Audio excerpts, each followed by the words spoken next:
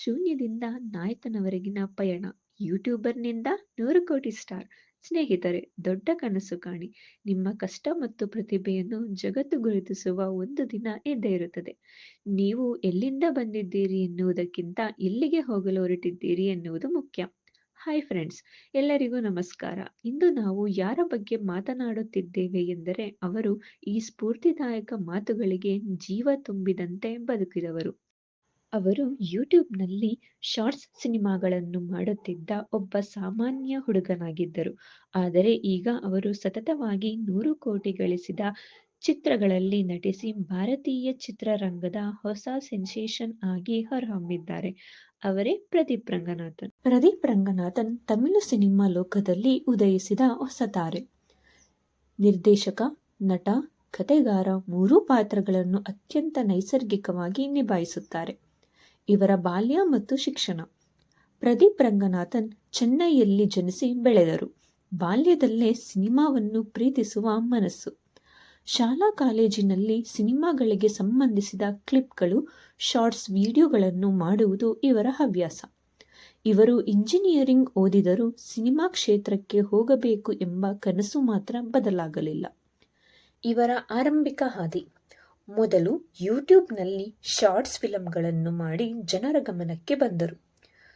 ಇವರು ಕತೆ ಹೇಳುವ ಶೈಲಿ, ನೈಸರ್ಗಿಕ ಹಾಸ್ಯ, ನಿಜ ಜೀವನದ ಘಟನೆಗಳನ್ನು ಸಿನಿಮಾ ಭಾಷೆಯಲ್ಲಿ ತೋರಿಸುವ ಸಾಮರ್ಥ್ಯ ಎಲ್ಲವೂ ಪ್ರೇಕ್ಷಕರ ಗಮನ ಸೆಳೆಯಿತು. ಇವರ ಸಿನಿಮಾ ಪ್ರವೇಶ. 2019ರಲ್ಲಿ ಇವರ ಮೊದಲ ನಿರ್ದೇಶನ ಕೊಮಾಲಿ ಬಿಡುಗಡೆಯಾಯಿತು. ಅದರಲ್ಲಿ ಜಯಂ ರವಿ ಹಾಗೂ ನಮ್ಮ ಕನ್ನಡದ ನಟಿ ಸಂಯುಕ್ತಾ ಹೆಗಡೆ ನಟಿಸಿದ್ದಾರೆ. ಈ ಸಿನಿಮಾ ದೊಡ್ಡ ಹಿಟ್ ಆಗಿ ಪ್ರದೀಪ್ ಅವರಿಗೆ ಹೆಸರು ತಂದುಕೊಟ್ಟಿತು. ಆದರೆ ನಿಜವಾದ ತಿರುವು ತಂದುಕೊಟ್ಟಿದ್ದು 2022ರಲ್ಲಿ ಬಿಡುಗಡೆಯಾದ ಲವ್ ಟುಡೇ ಸಿನಿಮಾ. ಈ ಚಿತ್ರದಲ್ಲಿ ಅವರು ಕತೆ, ನಿರ್ದೇಶನ, ನಾಯಕ ಪಾತ್ರ ಮೂರನ್ನೂ ಸಹ ತಾವೇ ಮಾಡಿದ್ದಾರೆ. ಈ ಸಿನಿಮಾ ಯುವಕರ ನಡುವಲ್ಲಿ ಸಂಚಲನ ಮೂಡಿಸಿತು. ಸಂಬಂಧಗಳಲ್ಲಿ ನಂಬಿಕೆ ಮತ್ತು ಮೊಬೈಲ್ನ ಪಾತ್ರವನ್ನು ತಮಾಷೆಯಲ್ಲಿ ಕಟ್ಟಿಕೊಟ್ಟಿದ್ದರಿಂದ ಎಲ್ಲರೂ ಈ ಚಿತ್ರವನ್ನು ಇಷ್ಟಪಟ್ಟರು.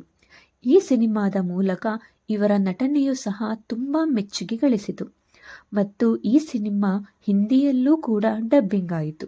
ಈ ಸಿನಿಮಾಗಳ ನಂತರ ಇವರ ಡ್ರ್ಯಾಗನ್ ಮತ್ತು ಡ್ಯೂಡ್ ಚಿತ್ರವೂ ಸಹ ಬ್ಲಾಕ್ ಬಾಸ್ಟರ್ ಹಿಟ್ ನೀಡಿ ಇವರಿಗೆ ಇನ್ನಷ್ಟು ಹೆಸರು ಮತ್ತು ಕೀರ್ತಿ ತಂದುಕೊಟ್ಟಿತು.